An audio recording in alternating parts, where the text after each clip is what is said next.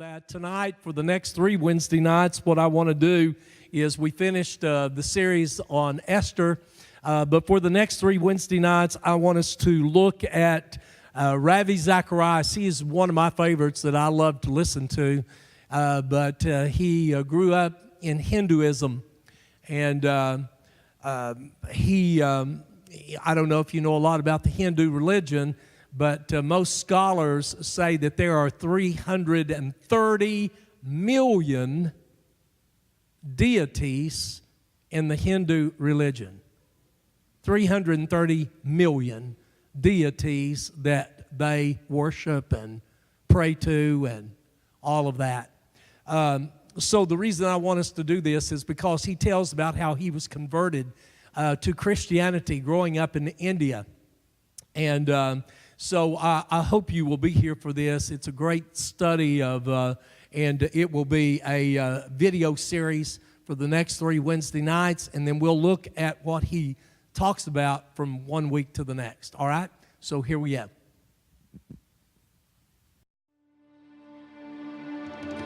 Today on the John Ankerberg Show, Dr. Ravi Zacharias answers the skeptics. Ravi grew up in India, where his ancestors belonged to the highest caste of Hindu priests. But one day, he heard the words of Jesus Christ and became a Christian. He has gone on to become one of the most brilliant Christian apologists in the world, traveling to more than 70 countries and speaking at the most prestigious universities, notably Harvard, Princeton, Dartmouth, Johns Hopkins, and Oxford University. He addressed the writers of the Peace Accord in South Africa and military officers at the Lenin Military Academy and the Center for Geopolitical Strategy in Moscow. 3 times he's been invited to speak at the annual prayer breakfast at the United Nations in New York, and he has addressed the National Prayer Breakfast in the seats of government in Ottawa, Canada, and London, England, and spoken at the CIA in Washington, D.C. Join us today for this special edition of the John Ankerberg Show.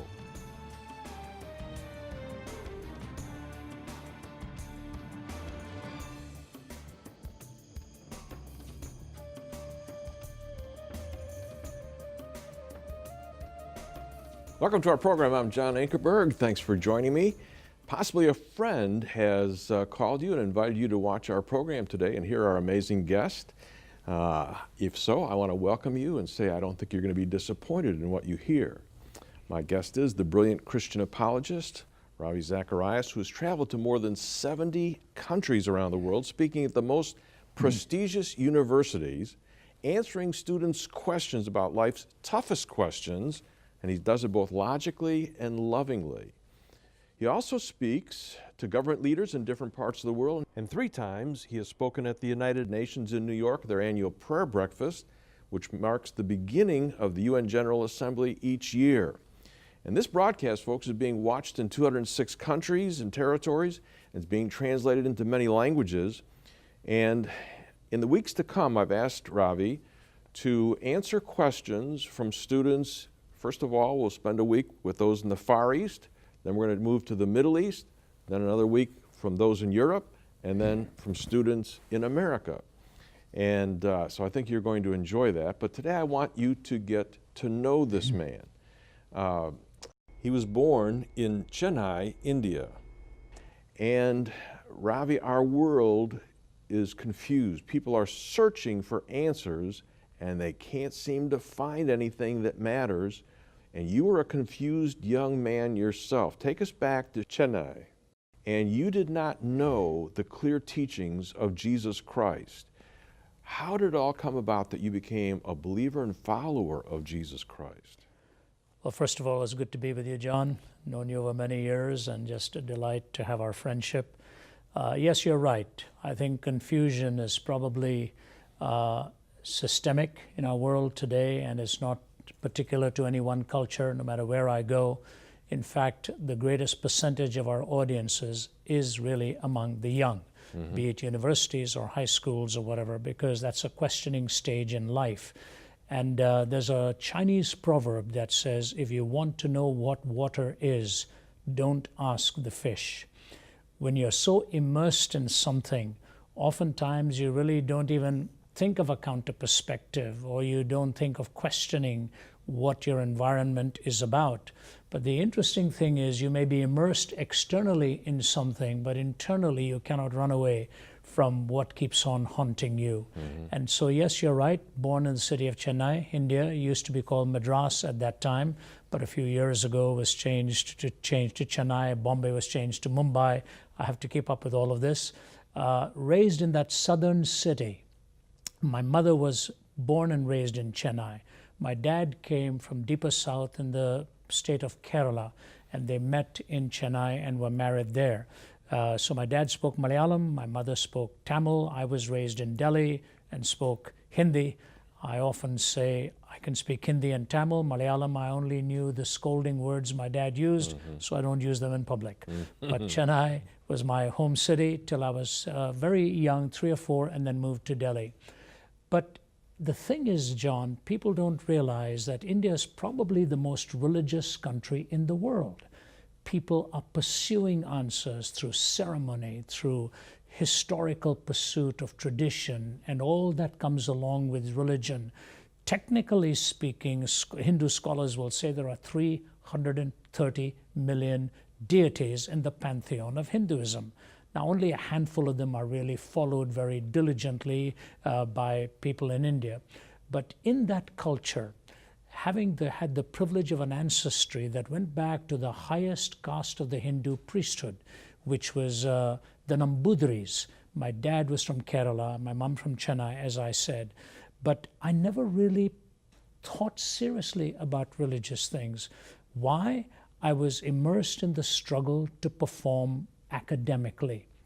India is a very competitive culture in academics. If you don't make it in your studies, you're going to go nowhere. So the pressure is on you from every side. Big time, the pressure is on students there. Yeah, and not just enough to pass. It had to be high. You had to be right at the top of the list. And I wasn't going to make it. Cricket was in my blood. I played cricket and tennis. I loved the sports field, hated the academic side of it. And ultimately, it got me into serious trouble with my father. I wasn't going to make it. And that confusion of pursuit and the need for acceptance. Another thing about India is it's a shame-oriented culture. If you don't do that well, then you're shamed into trying to be successful. The highest rate of suicides in India is immediately after the examination results are posted in the newspapers. All over the country. Kids are jumping off buildings, pouring kerosene on themselves and burning themselves. My closest friend did this to himself. So that was really the culture within which I was born and raised and struggled. My brothers and sisters were all doing well. I wasn't. I was sort of the failure of the family, and that finally got to me. Yeah, I've been to Mumbai. I'm going back to Calcutta. And I watched people very sincerely following whichever religion they were practicing. So they were sincere, but they're still confused. They still don't have the answer. They're still searching. Talk about that a little bit. Yes, the major religions in India, Hinduism, Islam, Buddhism, Sikhism, Jainism, you've got a touch of Baha'ism, all of that. Christianity forms a small percentage of it. And people, often think that sort of Christianity is this exclusivist worldview. No, not true. All of them are exclusivistic. Every one of them is exclusivistic. Otherwise, they wouldn't have been founded. They are founded for a purpose, certainly with certain distinctives. And in the search for answers, I just ended up with none whatsoever.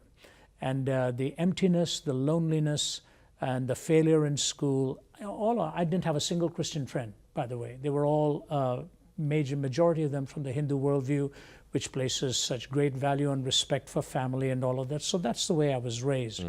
But the emptiness came in with no answers, only questions. Tradition, tradition, tradition. You followed it. I knew this was not going to get me anywhere, and finally I attempted to take my own life. Yeah, talk about that. How did you do that? Well, for many years I couldn't, John, to be honest with you. As long as my dad and mom were alive, it was very embarrassing for them, till my father in his latter years, point blank, asked my wife to talk about it and then asked me. It was It's again the shame thing, you know. Nobody wants to admit how low they had become in life.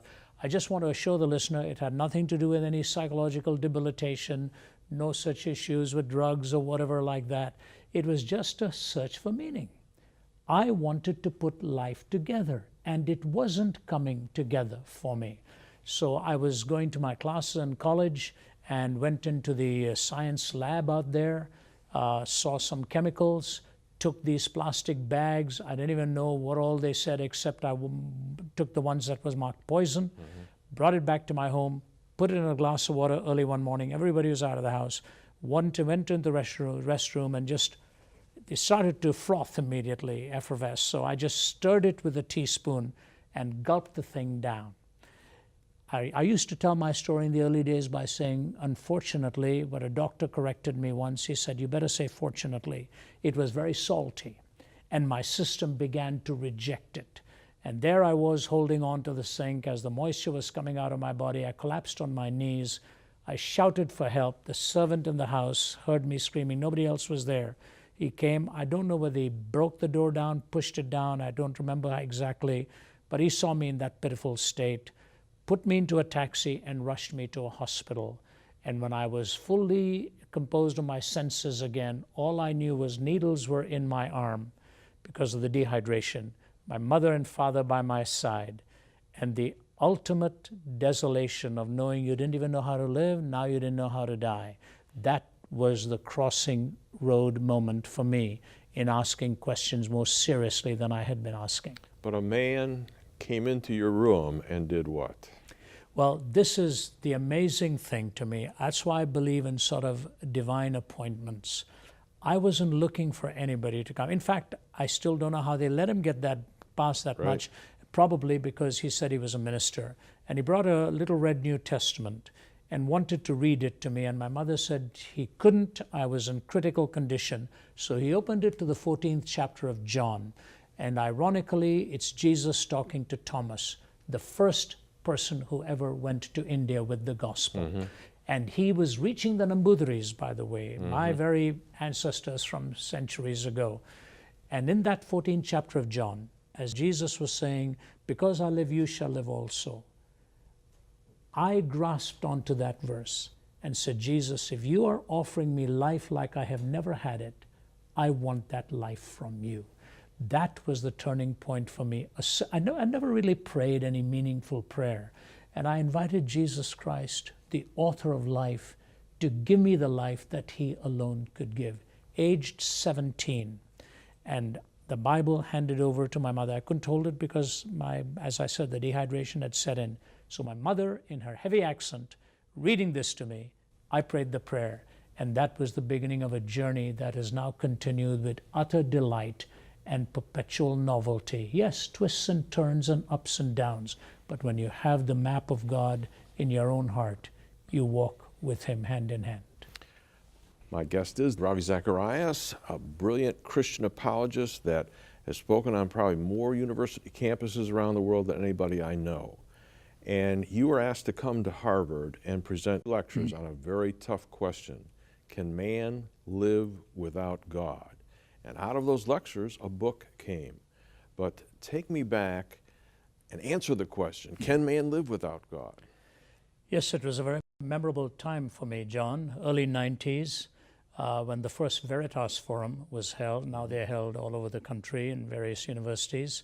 And the subject was given to me, can man live without God? From the quotation by Will Durant, he said, the greatest question of our time is not going to be North versus South, East versus West, communism versus capitalism, but the greatest question of our time is going to be, can man live without God?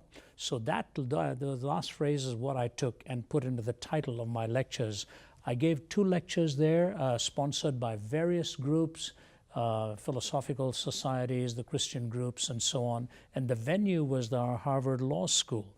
And I do remember 2 things about it distinctly, that it was held on the weekend of the Harvard-Yale football game. So they were nervous at what kind of a turnout we were going to draw. And number 2, it was the first time I was on my feet in about 2 weeks. I had been in Scotland doing some research on David Livingstone, injured my back, herniated my disc. My body was really off kilter. I'd been laid up in bed in Glasgow for 5 days, came back, one of my teammates flew in to bring me back, and I lay in bed all that time till the day I had to fly out to Boston and do this. Those two memories are so vivid. I didn't know how it was going to go. But that was the question and is the question. There are two ways to answer it. Theoretically, yes, people can live as if God doesn't exist. Atheists, agnostics, anti-theists, at least for the most part, do. Logically, it is impossible, especially if you want to make a moral pronouncement on any issue. This was the struggle Jean-Paul Sartre had.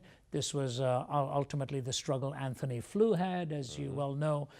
This incoherence of trying to build a worldview on the fundamental questions of life. It cannot be done logically or coherently. Yes, existentially, people may try to wing it and somehow live day to day. But if you want to live a coherent life and present answers to the haunting questions with which you live, it is impossible to live without God. I think that was Durant's challenge. Are we going to live as if He doesn't exist? And if that happens, what kind of a chaotic world are we going to face? And as Nietzsche said, the 20th century would become the bloodiest century in history because of the popularization of the death of God type thing, and indeed it was. More bloody than the previous 19 centuries put together. Mm-hmm. Yeah, I find it interesting that Nietzsche's writings influenced Hitler. Hitler gave them to Stalin and to Mussolini. And you can tell what happened in all three of those nations. Yeah, this is, if you read Paul Johnson's book, Modern Times, he tells this story. He talks about these three demagogues of the mid-1900s there in Hitler, Stalin, and Mussolini. And the irony of it was Stalin at one time was preparing to go into the ministry, and lost his faith in God. Hitler, of course, wanted to build the super race, the Überman, the stronger man that he wanted to build to take over. And these ideas of living without God became popular.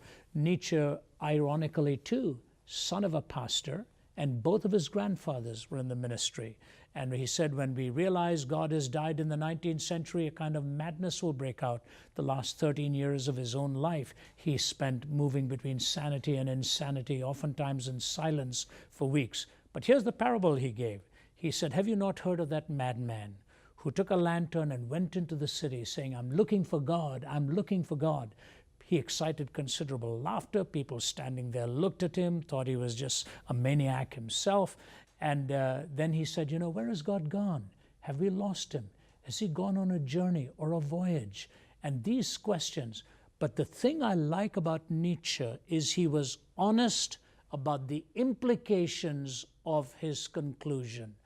Modern philosophers don't like to take it logically to where it goes. Nietzsche was honest, and he said things like this, the metaphors that he used. Who gave us a sponge to wipe away the horizon? Is there any up or down left? Will lanterns have to be lit in the morning hours? How did we accomplish the greatest of all deeds that humanity has ever accomplished? No horizon left, no point of reference left. He recognized that the death of God meant the death of absolutes and the death of definitions. So here was his question. What games will we need to invent in order to sort of assuage and to bring some kind of satisfaction? So what is he saying? Some type of spirituality is desperately needed. Something mystical, something of an absolute nature. How are we going to find all of this now? This to me, John, really, this to me is the greatest question of our time. If God is no longer in the paradigm, where are we going to find the definitions? What point of reference? Nietzsche was right on target. And so he said, two things will happen. The 20th century will become the bloodiest century in history because the 19th century killed God, philosophically he meant, and a universal madness will break out. Need we even probe beyond even the surface to see the data on where we are today in our world? When you look at what happened in the 20th century, Auschwitz, and all of that, people don't like to hear these things. They say, you're pulling at extremes. No. G.K. Chesterton put it this way: the tragedy of disbelieving in God is not that a person ends up believing in nothing. Alas, it is much worse. A person may end up believing in anything. Yeah, and you said there's 4 struggles. If we eliminate the presence of God from a culture's life or from an individual's life, and the first one that you said, and you've never had anybody that has argued logically to give you a better answer to these questions, these struggles. The first one, if God does not exist, there is no objective point of reference for any moral framework. Explain that. Well, you know, I'm an Easterner by birth and a Westerner now where I live. I've brought these 2 cultures into and I see the strengths and weaknesses of both. In the Western world, we wonder if there is a God. In the Eastern world, which God to believe in. You know, these tensions are there. But the reality is, ultimately, we need a moral framework by which to build our lives. In America, we talk about the roots of law. All right, we have the roots of law, we have the trunk of politics, we have the branches of culture, and it spreads out. What's going to hold the roots together? It's a moral soil that has to hold the roots together. That's how America, for example, was framed, with order and so on. So where do we turn for a moral point of reference? Even the best-known atheists have admitted that. It's only the popularizers who like to come up with all kinds of solutions, the Sam Harrises and all, who think we can find moral reasoning apart from God, and they just warm up old washed up theories that don't really make sense. Mackie the Australian said, you know, it's difficult to talk about these things of good and bad unless there is some kind of a theistic framework. He granted that. Kai Nielsen, the Canadian atheist, said, rationally you cannot come to moral decision making no matter how many facts you bring together. And then he said this fact alone troubles me. Bertrand Russell said that he chose between good and evil the same way he does between yellow and green. He said that to Copleston, and Copleston said, yes, you choose between yellow and green by seeing, don't you? He said, yeah, but how do you choose between good and evil? He said, well, on the basis of feeling. You know, I've often said to my audiences, in some cultures they love their neighbors, in other cultures they eat them. Did Bertrand Russell have a preference? By the way, Nietzsche himself said that words have no meanings ultimately. They're in a hall of mirrors reflecting on each other. He said, but I am also too pious to bend my knee at the altar which is called truth. What was he talking about? The moral implications of what is true. And to me, John, and I know in your life too, I'm raising a family. I'm a father. I'm a husband. I'm a grandfather now. And I look at where the academy is taking our young. Relativism, the absolutization of relativistic way of thinking, it's like having our feet firmly planted in midair. The search for moral absolutes without a transcendent point of reference is an impossibility to have it logically done. Yeah, we're going to come back to this more next week because these are such important points. But in the 2 minutes that we've got left, let's hook this up to what you were saying happened in your own life. People are searching for meaning. They're searching for answers. And you didn't find it in the world. You didn't find it in just religions. You found it in a person.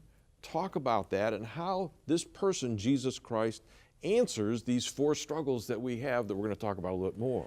You know, when I spoke at the UN, I was asked to speak on the search for absolutes. And I talked about 4 searches here. We have the search for evil, how to define it, the search for justice, how to define love, and when can we legitimately forgive. Evil, justice, love, and forgiveness. And they were listening intently. I said, now I want to ask you this question. Where in history did these 4 converge at any one given moment? They converged on a hill called Calvary, in the person of Jesus Christ, in whom perfect righteousness was revealed, in whom the love of God was shown, and who brought justice into focus in the penalty for sin and offered me forgiveness. Nowhere else will you see the convergence of these 4 realities and the offer of forgiveness and grace. I found it in Jesus Christ. And to my listening audience, I say the same thing. If you look to Him, speak to Him, pray to Him, He offers you His love and forgiveness and His redemption. Yeah. Folks, this is great stuff. And if you are thinking about these things, would like to have more information, you can go to our website where there's a place for you to think about praying to Jesus Christ, a prayer something like Ravi prayed way back when. But there's maybe more ground that needs to be covered before you do that. So I just hope that you'll stick with us right now. And in these weeks to come, we're going to talk about man's search for God and the answers that are there, but some people don't seem to be able to find them. We're going to ask Ravi to guide us through this confusion, the whirlwind that is out there, and to give you specific examples next week on can man live without God. So I hope that you'll join us then. Well, I don't know about you, but I really enjoy Ravi Zacharias. I've heard him many times, and he is a brilliant, brilliant person, and it's just where we are in our world today. Relativism versus objective truth. It's either subjective, that everybody just does that which is right in their own eyes, or else there is an absolute truth, and that comes from, as he said, a transcendent reference point, and that is in Jesus Christ and Christ alone. In these next few weeks, and there are 2 more programs on this, and then I have 3 other programs where he's talking with students and questions that kids are asking about all of these kinds of things that he's talking about.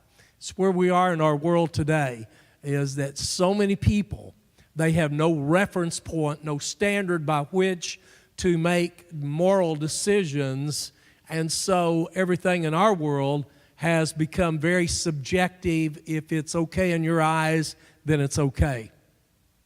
And he will argue the point that no, it's not okay. There has to be a moral reference point, and it converged at Calvary through Jesus Christ. Thank you for being here tonight. God bless you. Would you stand as we pray together?